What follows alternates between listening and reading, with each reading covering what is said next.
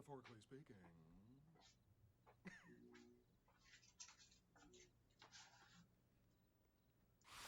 Yeah, right.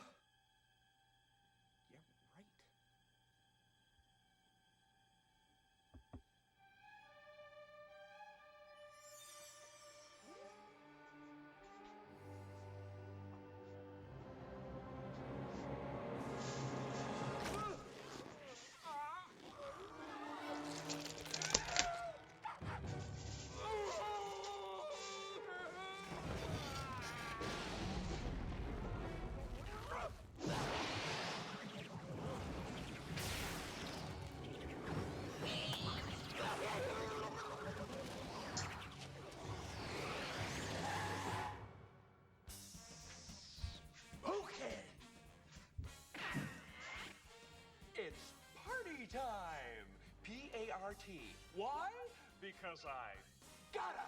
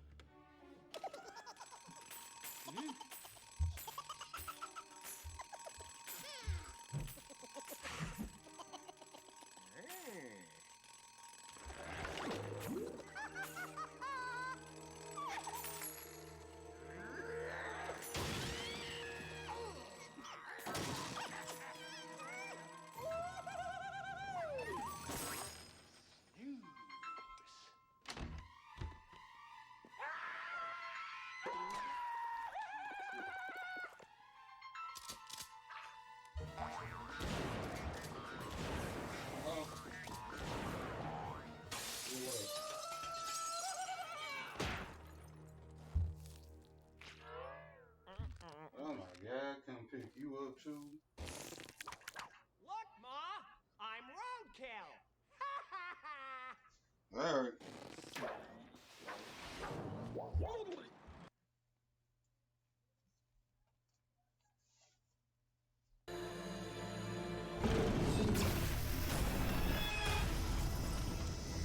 Superman in the DC universe is like an unstoppable force and is usually seen as noble and honorable. His upbringing and connection to the human race via his parents and Lois have made him considerate about his actions. During fights, Superman not only had to neutralize his opponents, but also make sure he did the job with minimal damage to the city and surroundings. However, at times, he did lose his control, and that surely scared the hell out of his opponents. Clark Kent, aka Superman, is a kind and very gentle soul in general, and tries his best not to kill villains, but when he does it, his blows are lethal. He is so powerful that he had once pushed a Guardian into the sun along with Planet Mogo. He did that with the help of a yellow lantern ring that he was wearing, but still, taking down both of them at once is not an easy deal. So, in today's video, we will be looking into the top 11 moments in the animated series when Superman had gone ultra violent.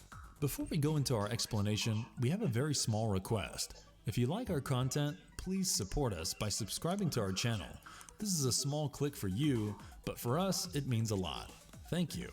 Let's begin.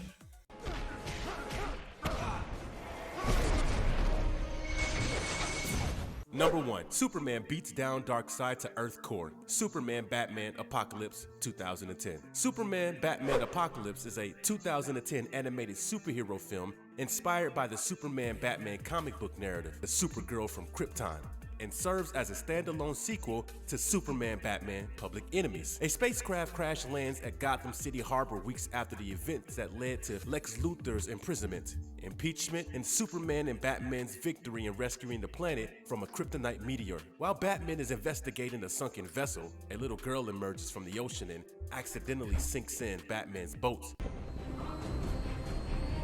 With Superman's assistance, they find out that the girl is Kara Zor-El, the late Jor-El and Laura's niece, making her Superman's biological first cousin. Darkseid hears of Kara's existence on Earth and instructs Granny Goodness to bring her there as a prospective leader for the female Furies, as Big Barda is no longer his servant and the fighter Treasure is a failed candidate. Clark takes Kara to visit his adoptive parents in Smallville when they return to Earth and their lives appear to be back to normal.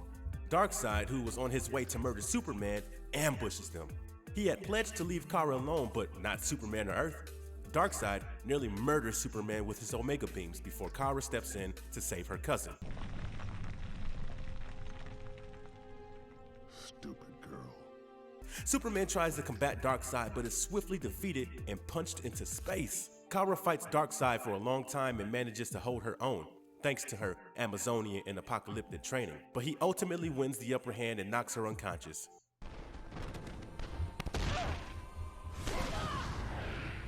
Before Darkseid can flee, Superman travels to Earth and re-engages him, beating the enemy with all of his might, but Darkseid does not surrender and once again overpowers Superman with his Omega beams. Kara regains consciousness and activates a boom tube behind him as Superman shoots Darkseid with his heat vision. While Superman waits for Darkseid to return from Apocalypse, Kara notifies him that she has adjusted the coordinates and has been successful in trapping Darkseid in space.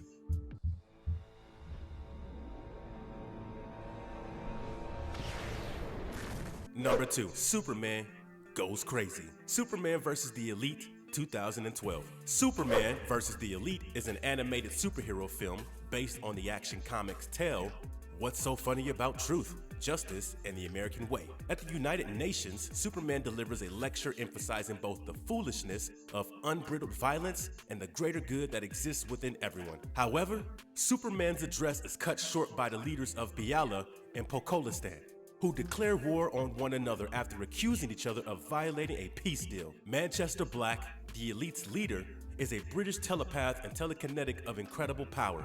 Codecast, an African-American man who can emit enormous amounts of electrical energy. Menagerie, a woman who is symbolically bonded with a number of demonic-looking beasts. And Hat, a magician whose magical abilities are centered on his fedora. Superman returns to Metropolis to report on the news and examine the Elite minutely. The Elite and Superman save victims on a subway train that has become submerged as a result of a terrorist strike. But Manchester's interrogation almost kills the attackers. You're killing her. Stop. Superman begins to question the motivations of his newfound pals. Superman's attempt to persuade the Elite that murdering is pointless falls on deaf ears, and he is beamed back to Earth abruptly. Atomic Skull escapes from prison and is met with little success by the Elite. When Superman arrives, he begins to plan an attack with the Elite, but Atomic Skull is killed by Manchester.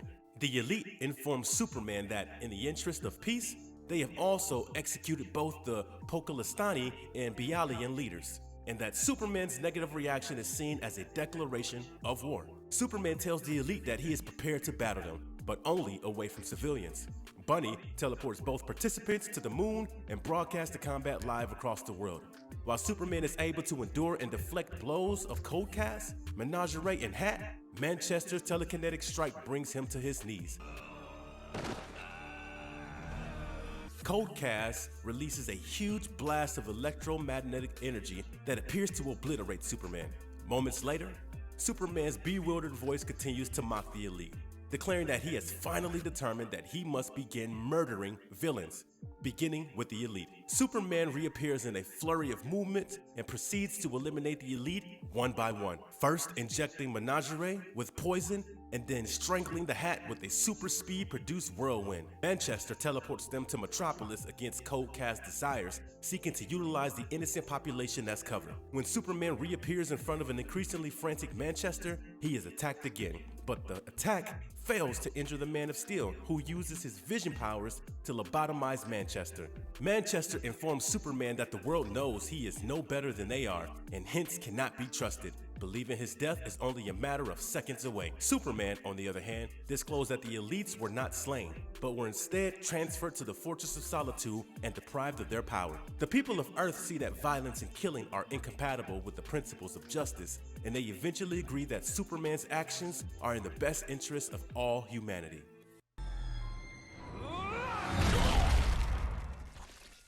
Number 3. Superman kills the Joker out of rage. Injustice 2021. Injustice is a 2021 American adult animated superhero film based on NetherRealm Studios' 2013 video game of the same name, which is based on DC comic characters. On Earth 22, Superman discovers his wife, Lois Lane, is pregnant after hearing a second heartbeat. You're pregnant? We're pregnant? At the same time, Batman arrives in Metropolis to track down the Joker, who has stolen kryptonite from Star Labs. Joker murders Jimmy Olsen, kidnaps Lois, and obtains a nuclear bomb, which they link to a heart rate monitor surgically inserted to her heart. When Superman and Batman learns of Lois's kidnapping, they summon the rest of the Justice League to help them find her. During his investigation of the city, Flash discovers the Scarecrow dead in his lab and his supply of fear toxin stolen before being slain by a trap set by the Joker. Superman ultimately discovers the Joker and Harley hiding in a submarine, but when he confronts them, he is assaulted by Doomsday and flies the monster into space.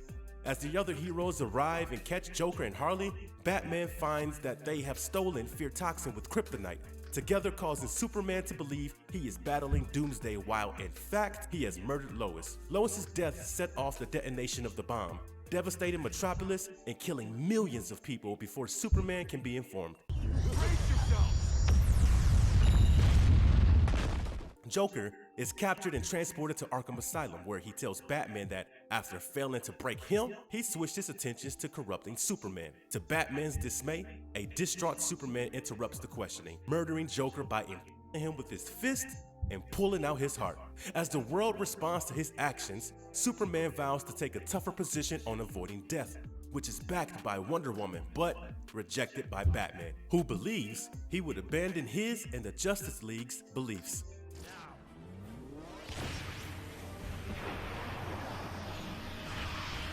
Number 4. Superman destroys an army of Doomsday. Superman Batman Apocalypse 2010. A spacecraft crashes, landing at Gotham City Harbor weeks after the events that led to Lex Luthor's imprisonment. While Batman is investigating a sunken vessel, a little girl emerges from the ocean. With Superman's assistance, they find the girl is Kara Zor-El. Darkseid hears of Kara's existence on Earth and instructs Granny Goodness to bring her there as a prospective leader for the female Furies, as Big Barda is no longer his servant and the fighter treasure is a failed candidate. 2 months later, Batman and Superman are on Themyscira, where Kara is engaged in a sparring session with Artemis. An army of Doomsday clones arrives from Apocalypse as Kara and Lyla slip away for a swim. Superman, Wonder Woman, and the Amazonian army combat them until Superman uses his heat vision to annihilate them all. Batman, on the other hand, correctly predicts the motive for the clones' attack and discovers Kara gone and Lyla dead. The last manifestation of her precognition reveals that the perpetrator is none other than Darkseid, who ordered a distraction to keep them occupied, allowing Granny to capture Kara.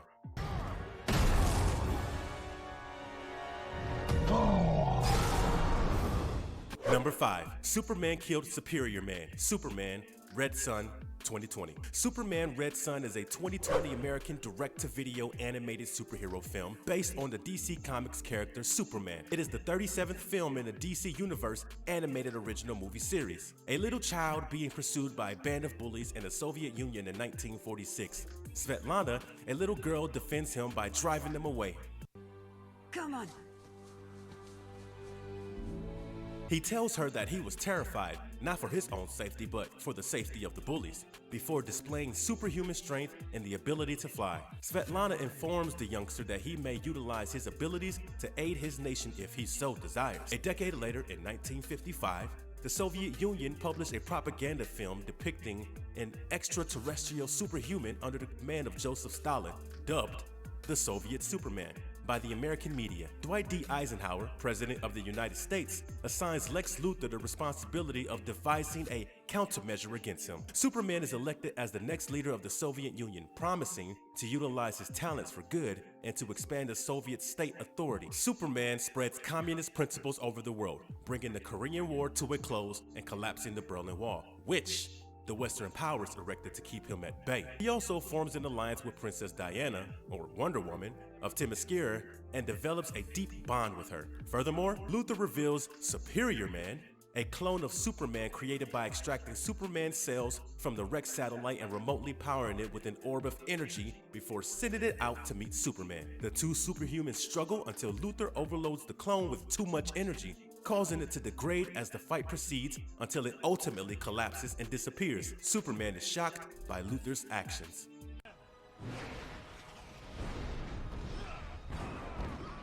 Number 6, Superman vs. Solaris, All-Star Superman 2011. All-Star Superman is a 2011 American animated superhero film based on Grant Morrison and Frank Quitely's comic book series of the same name. Dr. Leo Quintum and his are investigating the sun when they are sabotaged by Lex Luthor's booby genetically enhanced time bomb clone. Superman defeats the clone, but in doing so, he obtains an overdose of solar radiation which gives him enhanced powers but eventually kills him. Luthor, who planned Superman's death while working for General Sam Lane, is apprehended and condemned to death as a result of Clark Kent's essay.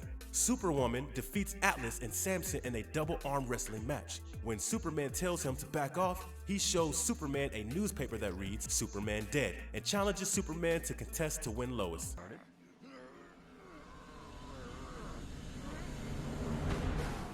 After the Sub-Tyrannosauri are returned to the center of the Earth, their leader Taranko states to Superman that Krull will be dealt with. 2 months later, he is confronted by Bar-El and Lilo, lost astronauts from Krypton who want to turn Earth into a new Krypton. He fights them, and at their request, Superman puts them in a phantom zone until a cure can be found. Clark leaves with Lois promising to wait for his return. Luthor then reveals a tunnel from his cell for Clark to escape through, aided by Luthor's delinquent niece, Nostalgia. Superman then goes on to complete his last will and testament after settling his affairs. Luthor reprogrammed one of the Fortress robots to take the serum created by Superman for Lois' birthday. Luthor's execution via electric chair fails due to his Superman powers, and he escapes unharmed. To further his schemes, meets with Nostalgia under one of his layers. When Superman learns about Luthor's hidden ally Solaris, he completes his will. The Dictator Star computer has betrayed Luthor by messing with Earth's sun and turning it blue. Superman confronts Solaris in space with his robots. Solaris's raw power output, on the other hand, incinerated all of the robots, with Robot committing itself to harm Solaris in order to atone for being duped into taking the super serum. Everything appears to be lost until Superman's pet son, Eater, commits itself to diminish the Dictator Star, allowing Superman to destroy Solaris. Number 7. Superman beat the crap out of Shazam, Justice League Unlimited, the animated series. Clash is the 7th episode of Justice League Unlimited 2nd season and the 20th overall. With Superman occupied with a crashing airplane, the Justice League's newest member responds to Batman's cry for assistance. Captain Marvel is presented to his idol Superman after rapidly stopping the parasite's rampage through Metropolis. However, the Man of Steel isn't sure what to make of him, which he speaks his magical word Shazam, which changes him into his actual self, a typical 10-year-old child called Billy Batson. The next day on board the Watchtower, Marvel is taken aback by the number of heroes who see him as one of the boys. Then Superman drags Marvel before the League Council, the 7 founding members, and lashes into him. The media has exaggerated Marvel's comment about Lex Luthor into full-fledged political support by a significant superhero. Superman teaches the young hero about the complexities of the world and how people like Lex Luthor should not be accepted at face value. Marvel argues that the individual, like Luthor, may change for the better, but Superman has none of it, telling him not to take any further measures without the League's permission. Superman is distrustful of Luthor's motives and still irritated by his encounter with Marvel, but grudgingly agrees to make an appearance. Superman is distrustful of Luthor's motives. However, during the event, he overhears Luthor and Mercy Graves talking about something in place and for an escape route to be secured. Billy Batson becomes Captain Marvel in a noble attempt to calm Superman, who is openly accusing Lex Luthor of planning a criminal act. Marvel, realizing that Superman cannot be reasoned with, decides to attack him, and a massive struggle occurs in full view of the news media. As Superman and Captain Marvel throw thundering, earth-shattering fists, most of Lexer City is damaged or destroyed. Superman appears to have a tiny edge until Marvel grabs him in a bear grip and uses his word of power to summon a magical lightning bolt. After 2 agonizing hits, Superman avoids a third by reversing a bear hug, causing Marvel to be struck by the magical lightning and replaced with an innocuous Billy Batson. Superman gags Billy and melts the gadget with seconds to spare before he can pronounce the phrase and revert back to Captain Marvel. Captain Marvel is disgusted by Superman's action and decides to resign from the League. Superman is publicly humiliated, gives an apology to Luthor, and offers to have the League pay for the damage. My bones are mine. Number 8. Lord Superman lobotomized Doomsday without any hesitation. Justice League, the animated series. The 37th and 38th episode of Justice League comprise A Better World. It was first aired on November 1st, 2003. The Justice League swoops down on the White House. Batman and Wonder Woman take on the Secret Service, paving the way for Superman to enter the Oval Office. President Lex Luthor is feverishly gathering documents in the Oval Office. Superman bursts in, declaring that he's arresting Luthor for crimes committed while in government. Superman, Lex Luthor rants that he's not to blame for the people's failure to accept his grand design for the world. The Kryptonian villain mocks Superman, claiming that he has been the greatest partner in all of this because he likes being a hero and all the fame that comes with it, so much that he lacks the courage to put a stop to it once and for all. He glares at Luthor, his eyes flaming crimson as a weird odor reaches Batman and Wonder Woman's nostril outside the Oval Office. After Superman and his allies take over the globe 2 years later, Earth has become a completely different place. With their new watchtower, they have taken over governments and perverted free speech. The killing of the Flash, as part of Luthor's machinations, is revealed to be the impetus for their revolt. Batman has gone inside the Batcave, claiming to be working on the project. Fear prompts the demonstrators to disperse as Green Lantern and Hawkgirl emerge. Batman displays a vision of Justice League confronting Lex Luthor to the other Justice Lords. Lois Lane chastises the inhabitants of Earth for being mindlessly submissive to the Justice Lord's authority. Superman warns her that she is missing the greater picture, but their chat is cut short by Batman, who summons the Justice Lords for an emergency meeting. In the main reality, the Justice League continues to confront Lex Luthor, eventually defeating him and destroying the weapon he is working on. The Martian Manhunter of the Lords emerges via an inter-reality gateway. With the exception of Batman, the rest of the League is imprisoned in a specially created cell block. Hawkgirl, on the other hand, will not go down without a fight and is severely hurt when Lantern has to knock her unconscious. The Justice Lords appear to have arrived just in time. The renegade Gargantuan Doomsday is on the loose. Each of the Lords attacks, but only Superman is a match for the monstrosity. When it becomes evident that they are physically and mentally outmatched, Superman finishes the battle by lobotomizing Doomsday with his heat vision. The original Lois Lane is taken aback by Superman's harshness, while others in the audience cheer, stating, "It's about time." The heroes took a more confrontational approach. From behind bars, Luthor discovers that these heroes aren't the genuine Justice League at all.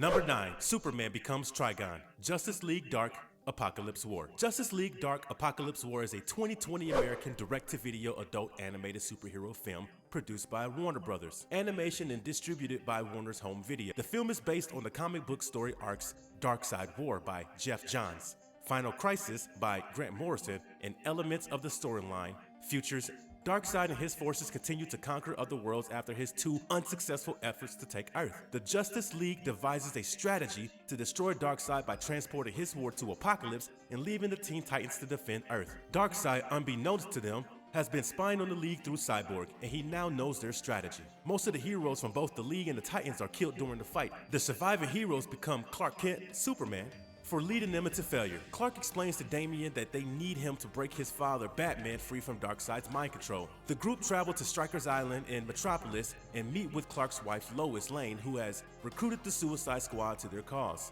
now led by Harley Quinn. They are confronted by Lex Luthor, who reveals he was a mole working with Lois Lane to gain intel on Darkseid. The remaining heroes launch an attack on the Reapers, but are killed by Paradooms. Batman informs Darkseid of Luthor's betrayal, prompting Batman to send Paradooms and the newly converted Mechanical Furies after the heroes. Send the Furies to capture the invaders. I will deal with them myself. The Furies, cyborg versions of Wonder Woman, Mera, Hawkman, Starfire, and Martian Manhunter, assault Clark's squad upon their arrival. Wonder Woman kills Etrigan, but Constantine manages to release her with her lasso of truth. She then decides to stay behind to protect the group from the other Furies. They can save Flash from a treadmill that is powering Apokolips. However, upon rescuing the Flash, Constantine realizes that he has altered the chronology in the past. Formalized paraphrases, they are soon faced by Cyborg, who has been merged into the planet's network. Constantine liberates Cyborg from Darkseid's grasp, freeing the surviving Furies just as they are about to defeat Wonder Woman. Batman and Darkseid are back. Darkseid tells Batman to murder Damian, but he hesitates when reminded of his parents' death, allowing him to break free from Darkseid's mental control. Darkseid tries to murder Batman in a fit of wrath, but his strike is prevented by Damian, whose death triggers Raven. Her sudden mental instability releases Trigon. Constantine gives his body to Trigon as a vessel, but he declines and takes Clark's body instead, cleansing the kryptonite from his body, restoring his abilities, and killing Constantine. Darkseid is attacked by Trigon. In the afterlife, Constantine is briefly visited by Zatanna, who explains that she cast a spell to seduce Constantine into fleeing back to Earth as part of a backup plan devised by Batman in the event that the League fails. At the same time, Raven and Zatanna resurrect Damian and Constantine. Number 10, Superman Kills Doomsday, The Death of Superman 2018. The Death of Superman is a 2018 American animated direct-to-video superhero directed by Warner Brothers. Animation and distributed by DC Entertainment, Superman has become a well-known superhero in Metropolis and across the world. After foiling an inter-gang kidnapping attempt on the mayor, he sends a piece of their equipment to Star Labs for investigation. Following that, Lois Lane, a Daily Planet reporter, interviews Superman about his family history and how he got to Earth. Lois meets Clark Kent's adoptive parents later that night. Lois departs disturbed and rethinking their relationship due to her lack of awareness about Clark's personal life. At Star Labs, Dr. Silas Stone and Dr. John Irons examines the technology from the intergang attack and find it to be of apocalyptic and Earth origin. Meanwhile, in space, astronauts Hank Henshaw, his wife Terry, and their crew are impacted by a meteorite that portaled out of nowhere. Lex Luthor sends his submarine crew to investigate while the Atlanteans do the same, only for the submarine to be attacked and killed by a large being in a containment suit. Clark reveals to Lois that he is Superman and that he loves her in a restaurant operated by Superman enthusiast Bibbo Bebowski. Meanwhile, the mystery entity makes its way into Metropolis, attacking anything and everyone it comes across until the Justice League arrives to fight it.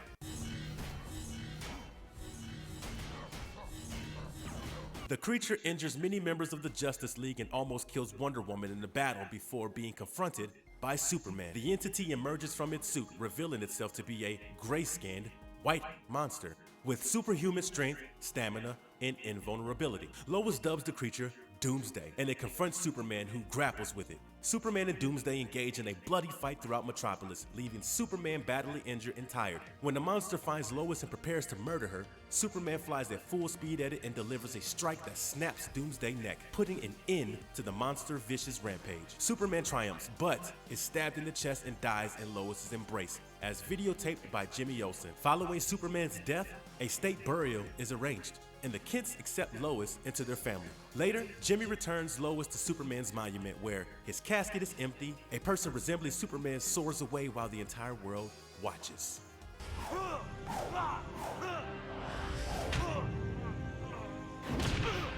Number 11, Superman vs. Captain Atom, Justice League Unlimited, the animated series. When the Justice League invited the heroes of Earth following the Thanagarian invasion, Captain Nathaniel Adams answered the call as Captain Atom, a nuclear-powered soldier of justice. He was one of the first new League members to be given an important assignment, investigating a radioactive accident in Chongmei, alongside Supergirl and Jon Stewart. This act of bravery gained the respect and admiration of both Green Arrow and Supergirl. When Captain Atom was near the reactor, the creature shot him down, breaching his containment suit and causing him to blow up. His power was also essential to contain the radiation leak caused by Task Force X when they infiltrated the Watchtower. Nathaniel Adams felt conflicted about multiple responsibilities, but his first oath of duty had been to the United States military. Captain Atom resigned from the Justice League and was shortly commanded to prevent Superman and Huntress from rescuing the kidnapped Question from a Cadmus facility. Captain Atom was forced to combat Superman and by regulating red sun radiation. He was able to increase the power of his punches against the Kryptonian. Despite praising Captain Atom's gallant efforts, Superman just ensured that Huntress and Question had enough time to flee before he was compelled to incapacitate Captain Atom. Cadmus security arrived to help the captain, but Superman strongly instructed them not to touch his dead colleague. Captain Atom was subsequently picked up by Superman and sent to the Watchtower, where he could heal under the cautious supervision of the League's medical and scientific personnel. So what did you think? If you enjoyed this video, consider a like, commenting, and subscribing to the channel. We would greatly appreciate it. So, until next time, stay marvelous.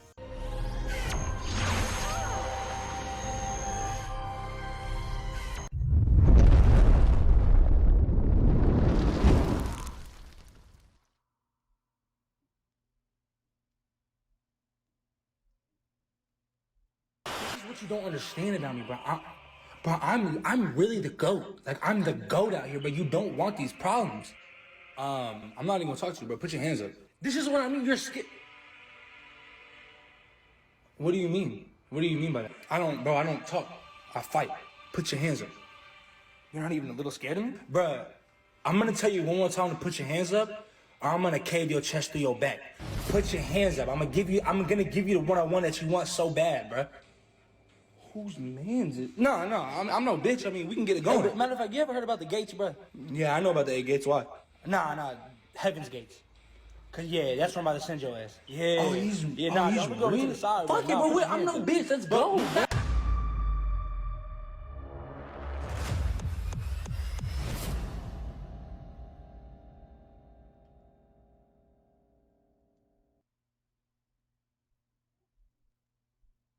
Kratos, the ultimate god killer, the ghost of Sparta, the god of war, son of Zeus.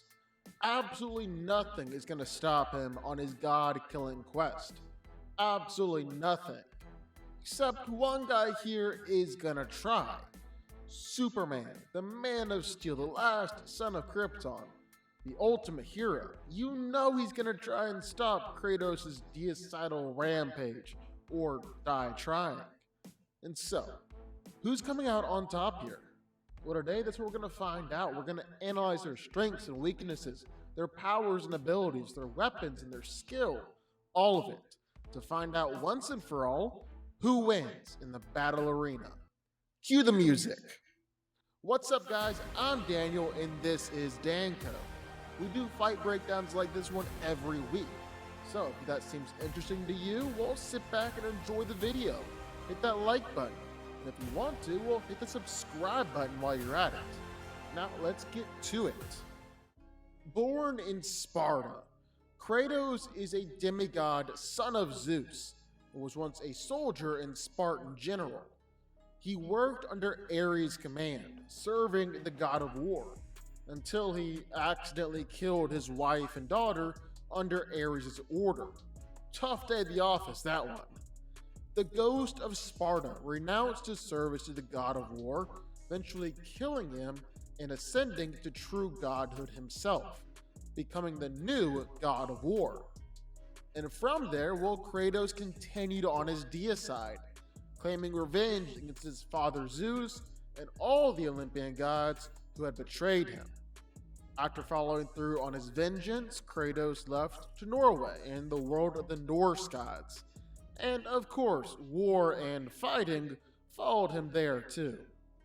Now, Kratos isn't just a great character, he's also just an absolute beast. He is so freaking powerful. Like, let me introduce you to Kronos, King of the Titans, 1,600 feet tall, 7 million tons. And when this Titan tried to crush Kratos with his fingers, well, Kratos was able to hold him off and push him back. That's like holding back millions of tons, billions of tons of force. It's an absolutely insane showing. And Kratos did it again. This time he was fighting against Atlas, a primordial god who's roughly just as strong as Kronos, and is tasked with holding the sky on his shoulders. Atlas tried to squish Kratos, just like Kronos did, but Kratos was able to hold it off and push him back, just like he did with Kronos. Wait. Hold on, let me make sure you get that. Atlas is the strongest Titan and god of war. It required the might of both Hades and Poseidon to stop him. He could hold the entire cosmos on his shoulders, prevent it from falling and collapsing. Yet he still failed to crush Kratos. And Kratos is also just a fraction of his size too. Kratos also fought against some Norse gods like Baldur, a dude who's dang near invincible, who literally cannot feel pain, just has a lot of stuff going for him. In fact, he was referred to as the strongest opponent that Kratos had ever faced, at least in terms of straight up raw strength. And yet, Kratos was still able to overpower him. Baldur is the same guy who was able to knock out the World Serpent, the serpent that fought for forever against Thor, the serpent that's so big that his body circles around the world. And Baldur knocked out this big snake with like 3 hits. And then Kratos proceeded to beat the ever-loving crap out of this guy and snap his neck. Basically, Kratos is ridiculously strong. He's also really, really tough. I mean, he's taken lightning bolts from Zeus, lightning bolts that can literally destroy mountains. Not only that, but lightning bolts that had already pushed back Gaia, one of the most powerful beings of all time. She was the literal embodiment of the earth, to the point where her just waking up was enough to shake the whole earth, or her breath can cause mountains to shake and continents to move. Zeus's lightning was able to injure her and push her back, and Kratos took it. He survived a point-blank volcanic eruption that sunk Atlantis. He's taken punches from Hercules, the literal god of strength, and even just his stamina is unbelievable, fighting enemy after enemy, god after god, titan after titan, seemingly without end. He's even survived some truly crazy attacks, like when Hades tried to straight up rip Kratos' soul out of his body. Yet Kratos was just like, nope, and took his soul back. It didn't work. And Kratos isn't just all rage and muscles and toughness. He can surprise you with his speed, too. He can dodge lightning from Zeus, so 220,000 miles per hour. But he was also able to face off against Hermes, the god of speed, and easily the fastest opponent Kratos ever faced. Now, in Greek mythology, Hermes is able to move at the speed of light, so 670 million miles per hour. But Kratos had insane difficulty catching him and even landing hits on him, so clearly Hermes is faster. So Kratos is somewhere between lightning and light speed. But that can all depend on the situation that he finds himself in. Either way, Kratos is immensely powerful, the ultimate god killer. But how's he gonna do going up against the ultimate hero, Superman? Superman was born at Kal-El on the planet Krypton. When his father Jor-El discovered that Krypton was about to end, he put Kal in a spaceship headed to Earth, where he crash landed in Smallville, Kansas, in the backyard of Jonathan and Martha Kent. They took him in as their own, raising him up and watching Clark's insane powers and abilities grow under the Earth's yellow sun. Now, Clark Kent lives in Metropolis as a reporter for the Daily Planet, uses his powers to defend the Earth as Superman, the best superhero the world has ever seen.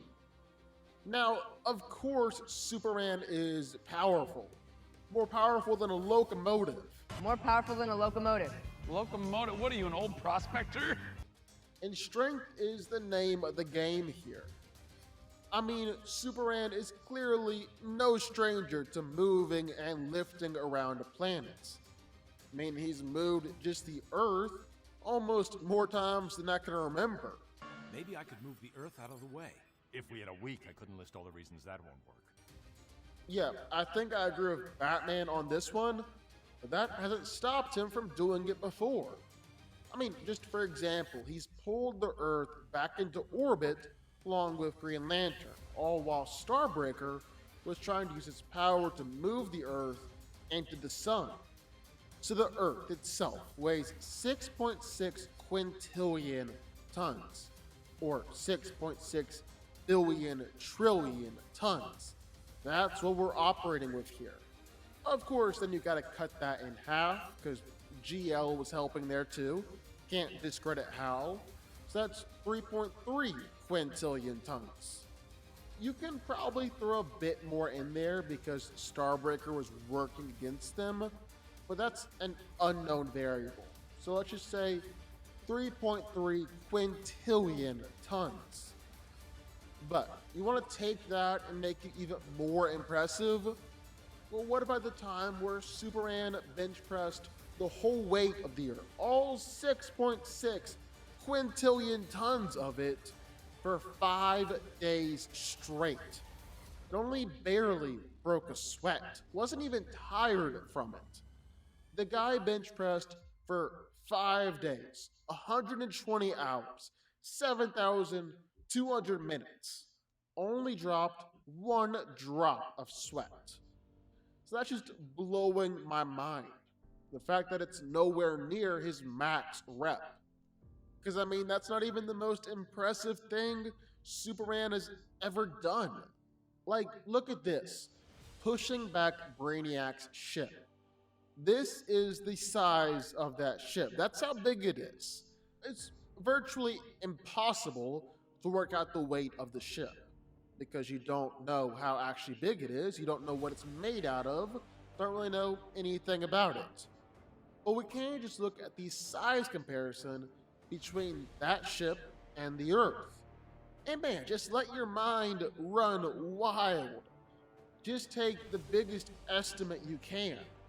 Half it, of course, because you got Martian Manhunter there too.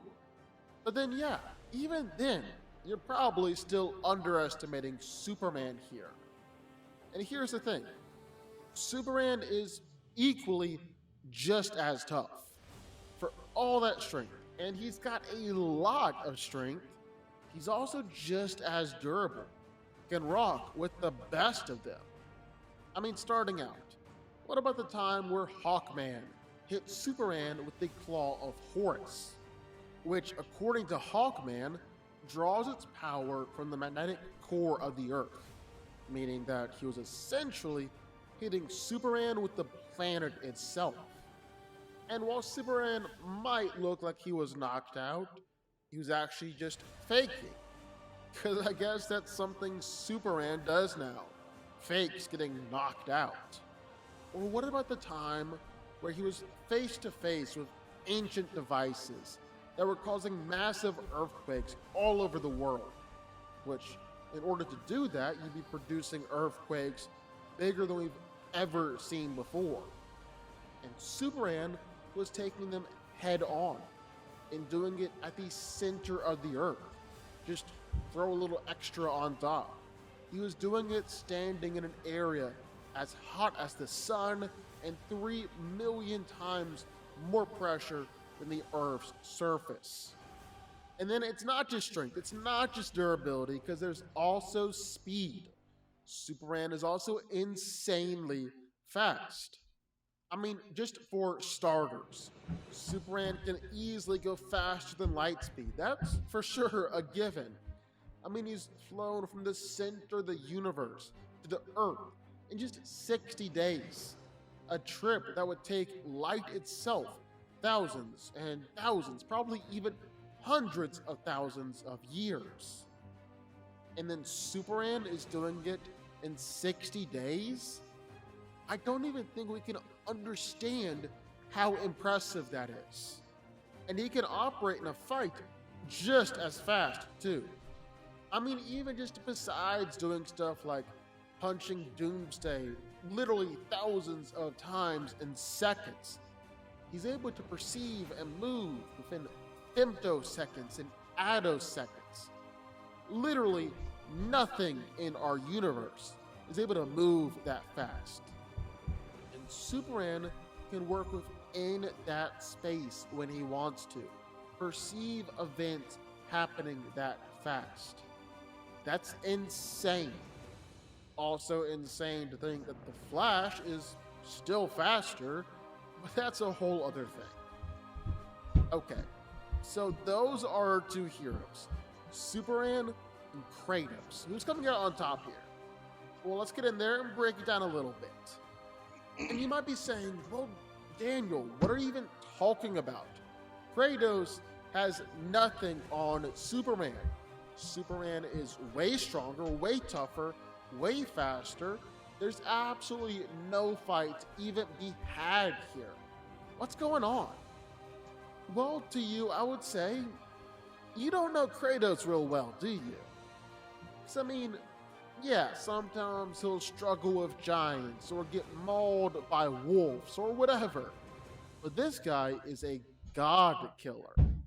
And I think the best way to really get a true gauge on his powers is to take a look at all the many gods that Kratos has killed. So in God of War, there are basically 3 different power levels or power groupings: Primordials, Titans, and the gods of Olympus. In the beginning, before anything was, there were the Primordials. These beings waged war on each other before the very concept of time existed. And out of this war came the Earth. And not just the Earth, but the whole universe itself. I mean, they were throwing punches around and literally creating the Big Bang. That's insane. And what's even crazier, Kratos killed some of these guys. Like he killed Gaia, Mother Earth herself. She's the first being to ever exist in the God of War story. Preceded all the Primordials. And they already all preceded the universe itself. She's very, very, very old. And Gaia is also an omnipresent being, able to exist everywhere all at the same time, exist in every time, even see the future. And Kratos killed her and Zeus at the same time. And that's not the only primordial that he killed. He also fought against and killed Thanatos, the primordial personification of death. This guy existed before the universe too, fought in the primordial war, even created his own dimension. And here Kratos is, killing him. Granted, like, it was a hard fight, it wasn't easy for Kratos to do this, but this guy is one of the most powerful primordials ever, was the literal embodiment of the very concept of death. It was never going to be an easy fight. And it was one of the fights where everyone began to take Kratos seriously. This is when Zeus began to actually be afraid of Kratos, calling him the destroyer of worlds. So that's crazy. And you want to know something else crazy? The Titans and the Greek gods are on the same level as the Primordials. They actually were the ones who replaced the Primordials. The Titans are the spawn of the Primordials and ruled creation during a golden age of peace and prosperity, where the Titans were the end-all, be-all. That is, until Kronos' son rose up to overthrow them and establish Mount Olympus. And there are a few Titans that Kratos fought against and beat too, even killed a few of them, like Atlas. We talked about this guy earlier, but he is the strongest Titan in God of War. Could hold up the earth with just one hand, and was the one tasked with carrying the weight of the entire cosmos on his back. And yet Kratos held him back. He couldn't overpower Kratos. And then there's Kronos, the king of the Titans, the very embodiment of time, the ruler of the universe during this golden age. And he claimed that throne by defeating the embodiment of the universe itself, Uranus. And he did it in an epic, potentially universe-shattering fight that was similar to the fight between the primordials that created the universe in the first place. And you know what? While Kronos killed his father Uranus, a dude who has powers way beyond the universe, well, Kratos was able to kill him. He died by Kratos' hand. And then last but not least, well, there are the gods. The children of the Titans. The gods were destined to rule the universe and crush all opposition under their feet. The king of the gods, Zeus, fought for vengeance and freedom from his parents that would eventually end the time of the Titans and bring about the reign of Mount Olympus. For a millennia, the gods ruled creation, governing the fundamental forces of nature and order, until Kratos showed up. Now, Kratos managed to kill plenty of gods, but it's really impressive that he was able to take down the big three: Hades, Poseidon, and Zeus. Hades is the third most powerful god and god of war. He was even able to gobble up Atlas's soul and gain all of his power. So the way that Hades works is that his power increases with the more souls that he devours. And Kratos fought Hades centuries after the Great War. So that means that the version of Hades that Kratos was fighting was even more powerful than when Hades fought Atlas. And yet Hades still couldn't end up devouring Kratos' soul. Instead, it ended up being the other way around. And along with it, well, Kratos gained all the other souls that Hades had eaten. Poseidon is the second most powerful god, and while we don't really know a ton about him, we do know that he can kill a titan with just one punch. He would have even killed Gaia herself if it wasn't for Kratos, if he hadn't gotten to Poseidon first. And then last but not least, Zeus, the most powerful being in God of War. He almost killed Gaia with just one lightning bolt. His mere anger can shake the entire universe.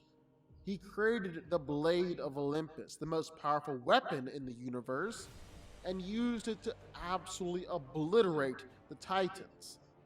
It's basically like the Infinity Gauntlet.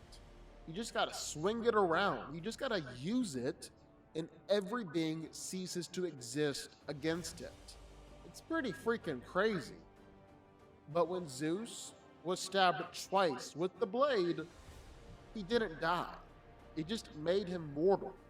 That's how powerful Zeus is. And you know what? Kratos killed him. Kratos beat him.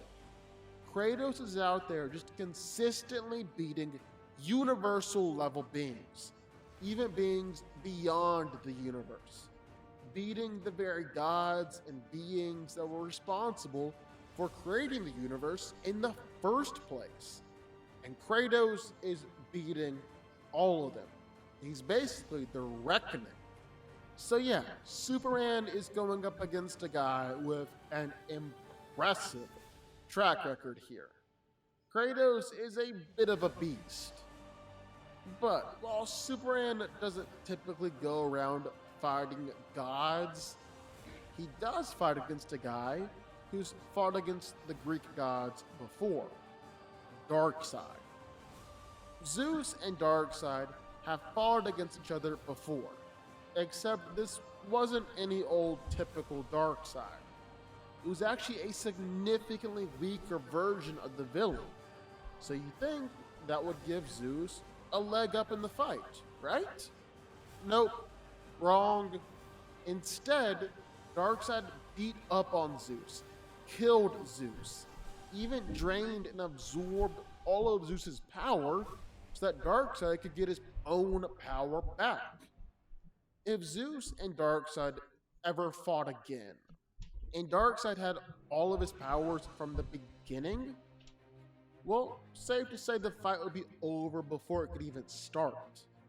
And yet, here's Superman, this kid from Kansas, and he's fighting against the god of Apocalypse, the lord of the Omega effect, and he's kicked his butt countless times. Superman has been able to regularly beat up on Darkseid, take attacks from Darkseid, outspeed Darkseid, win fights against Darkseid. A guy who can conquer realities and conquer dimensions, who can absorb whole universes. They're all things that we've seen Darkseid do, and yet Superman still consistently is able to beat him. So yeah, even though Kratos has fought against universal beings before, that doesn't necessarily give him the leg up over Superman. That's something that Superman regularly does too. On top of that, well, Superman is still stronger. He's still tougher. He's just infinitely faster. I think Kratos has a good fight in him, but I still don't think this one's particularly close. Superman wins. But what do y'all think? Sound off in the comments down below. I know you're gonna have thoughts and feelings on this one for sure. And if you stuck around this long and made it to the end of the video, that's amazing. Thank you so much for watching.